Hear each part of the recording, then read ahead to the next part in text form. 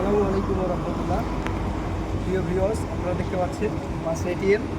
আমি এখনই এই মাত্র এটিএম থেকে এখানকার যে এডিসিবি যে ব্যাংক আছে দুবাই, ওখানে আমার ডেবিট কার্ড তৈরি করেছে, এটিএম কার্ড, যেটা থেকে আজকে টাকা তুললাম, যে বিল হচ্ছে এটাই। তো আমি আপনাদেরকে দেখাবো কত টাকা তুললাম এবং সেটা ইন্ডিয়া থেকে কত টাকা এখানকার দেরাম তুলেছি। তো দেরাম আমি আপনাদেরকে গুনে দেখাবো আমাদের ইন্ডিয়ার কত টাকা কত। আপনারা দেখতে পাচ্ছেন এটা হচ্ছে 5 টাকার নোট, এখানকার 5 দেরাম। তো 5 হচ্ছে 10, আর এটা হচ্ছে 10 টাকার নোট এমনটাই। আমাদের 20, 30, 40, 50, 60, 70, এখানে হয়ে গেলে 70 টাকা। আপনারা দেখতে পাচ্ছেন এটা হচ্ছে 100 টাকা, দুবাইতে 100 টাকা নোট।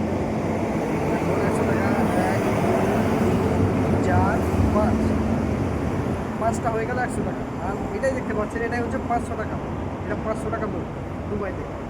তো এখানে 5 5-এ ধরেন 1000 টাকা, 1000, 1100, 1200, 1300, 1400, 1500, এটি 1570 টাকা।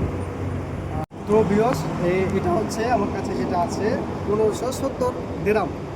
দুবাইয়ের হচ্ছে 1570 দেরাম, মানে সেটা আমাদের ইন্ডিয়াতে যদি কনভার্ট করা যায় 25 ইন্টু করতে হবে। এখন যেহেতু আমরা এখানে টাকা তুলতেছিলাম, দেখছি 25 টাকা রেট পাচ্ছি এখন।